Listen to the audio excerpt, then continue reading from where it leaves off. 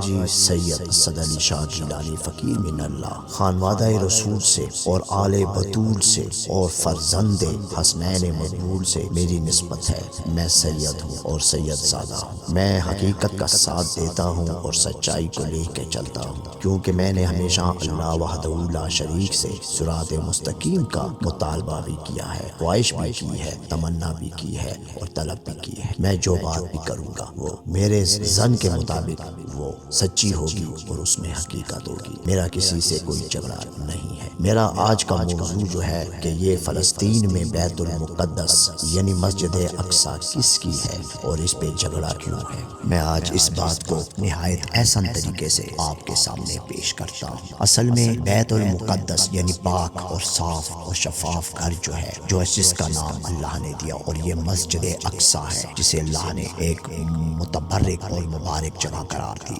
یہ اصل میں بنی اسرائیل کی جگہ ہے، اور یہ آل اسحاق اور آل یعقوب سے جتنے بھی انبیاء اور مرسلین آئے وہ یہاں پہ آئے، ان کی آماج گاہ ہے اور ان کی یہاں رہائش رہی ہے، اور یہ جو مسجد اقصی اور بیت المقدس ہے انہی کی زیر پرستی رہا ہے۔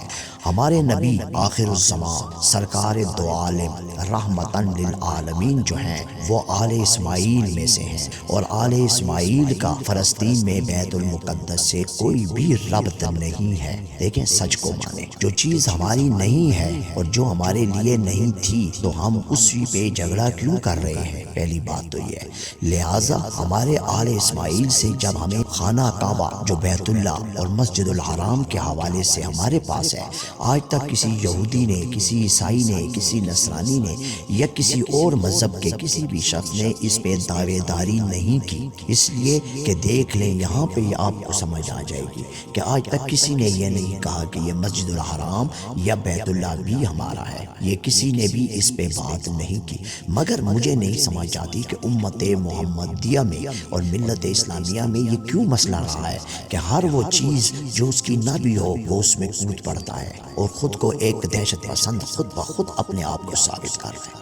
دیکھیں صلح حدیبیہ کا واقعہ آپ کے سامنے ہے۔ میرے نبی علیہ الصلوۃ والسلام جو کہ واقعی رحمتاً للعالمین تھے اور رحمتاً للعالمین ہیں، ان کی شان کو دیکھیں کہ جس وقت انہوں نے صلح حدیبیہ کے جو شرائط مانی اور جو شرائط رکھی تو اس وقت کے بھی اہل بصارت اس بات کو مناسب نہیں سمجھ رہے تھے، مگر نبی علیہ الصلوۃ والسلام تو بصیرت رکھنے والی شخصیت تھی۔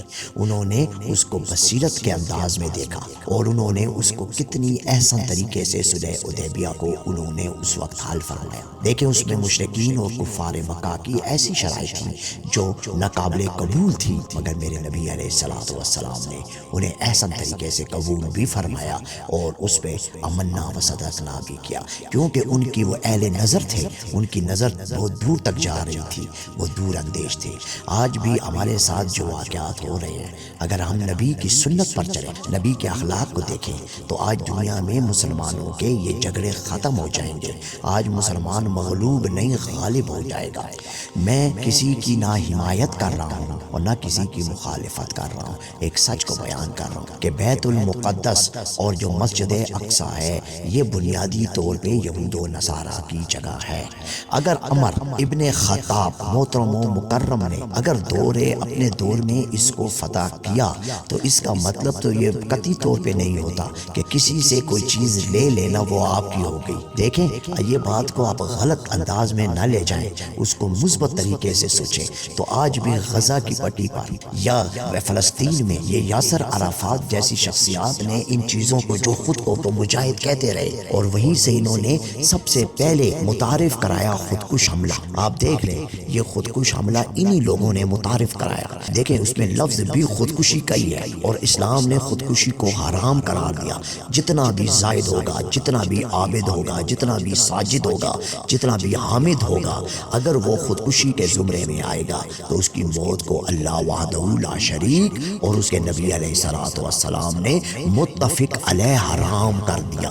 بات ختم ہو گئی۔ تو انہی لوگوں نے ایک فتوے کے طور پہ خودکش حملے کو سامنے لائے، پھر وہ خودکش حملے کو جائز قرار دیا۔ تو کیا یہ اللہ اس کے رسول سے جنگ نہیں ہے؟ سود کے بارے میں تو فوراً بول دیتے ہو کہ اللہ اس کے رسول کے بارے میں جنگ ہے، اور وہ جو ہوتا ہے وہ سود ہی نہیں ہوتا، تو اس کے بارے میں تو فتوے دیتے ہو۔ جو بات سامنے واضح نظر آ رہی ہے کہ خود کش کا مطلب یہ ہوتا ہے کہ خود کو اڑا دینا، تو کیا یہ مناسب ہے؟ انسانیت کے ساتھ یہ مطابقت رکھتی ہے؟ یہ باتیں غلط ہیں۔ لہٰذا آج بھی میں اپنے مسلمان بھائیوں کو، بچوں کو، ان کے علماء کو، ان کے بڑے قائدین کو، ان کے رہبر اور رہنماؤں سے یہ میری درخواست ہے، جو چیز آپ کی نہیں ہے اس میں انگلیاں نہ ماریں، اس میں آپ اپنے آپ کو نہ الجھائیں۔ بس جو چیز جن کی ہے ان کو دیں، وہاں پہ احسن طریقے سے رہیں۔ اگر آپ کی پیدائش وہاں ہو گئی اور آپ کا گھرانہ اور آپ کی خاندان وہاں بسے ہوئے ہیں، تو احسن طریقے سے پیار سے رہیں، اپنے مذہب میں ڈوب کے عبادت کریں، اپنے مذہب کو اس طرح پیش کریں کہ دیکھنے والے بھی کہیں کہ یار یہ تو چلتے پھرتے محمد ہیں صلی علیہ وبارک علیہ، ان میں دیکھو ان میں تو ہمیں محمد نظر آتا ہے صلی علیہ وبارک علیہ۔ اس طرح بن جاؤ کہ آپ کا اٹھنا بیٹھنا چلنا پھرنا گھومنا گفتار کرنا سلوک سے پیش آنا اس میں ہر جھلک میں محمد کا عکس نظر آئے صلی علیہ وبارک علیہ۔ ایسی شخصیت بناؤ، نہ کہ ہمیں دہشت گردی کرنی ہے، تشدد کرنا ہے، خود کو اڑانا ہے، دوسروں کو بھی اڑانا ہے، اور ایک ایسی جگہ کے ٹکڑے کے لیے کہ جہاں سے وہ نہ ہمیں ملتا ہے نہ ہمیں ملنے کے لیے، کیونکہ ہمارے لیے تو 2 گز کی قبر ہی بہت کافی ہے، وہ بھی نصیبوں سے مل جائے۔ تو ہم جھگڑے ان باتوں پہ کر رہے ہیں، زمینوں پہ، جائیدادوں پہ، عمارتوں پہ، مقدس جگہوں پہ، یہ کوئی بات ہوئی؟ لہٰذا میں آج بڑی وضاحت سے اور بڑے آپ کو نہایت دکھ کے ساتھ اور نہایت میں آپ کو یعنی اطمینان کے ساتھ بھی یہ بیان کرتا ہوں کہ بیت المقدس مسجد اقصی بنی اسرائیل آل یعقوب آل اسحاق کی جگہ تھی، جگہ ہے، اور انہی کی جگہ ہونی چاہیے اصل میں۔ اور جو مسجد الحرام ہے اور مسجد نبوی ہے جس پہ آج تک کسی نے بھی دعویٰ نہ کیا، دیکھیں اخلاق تو وہاں نظر آ رہا ہے، تو وہ آپ کی ہے، آپ اسی پہ اکتفا کریں، اسی پہ گزارا کریں، اور وہی جگہ آپ کے لیے جنت کا گہوارہ بنے گی۔ دوسری جگہوں میں ہاتھ نہ ماریں۔ اگر وہاں پہ اگر مسلمان پیدا ہوئے وہاں پہ ان کے گھرانے ہیں تو اپنی عبادات کریں، کوئی منع نہیں کرتا، شرافت سے زندگی گزاریں، اطمینان سے زندگی گزاریں، اور اپنے رہنماؤں اور لیڈروں اور جتنے بھی قائد ہیں ان کی باتوں میں نہ جائیں۔ یہ خود تو مزے اڑاتے ہیں اور آپ لوگوں کو صرف اور صرف تباہ کرتے ہیں، آپ لوگوں کی ہی عزتیں لٹواتے ہیں، آپ لوگوں کی ہی بچیوں کو یہ بے نقاب اور بے حیا بنا دیتے ہیں انہی کے ذریعے۔ کبھی آج تک دیکھا ہے کبھی کسی لیڈر یا کسی قائد کی بچی کا کسی نے اس کے ساتھ کوئی زیادتی کی، کسی بچے کو کسی نے مارا؟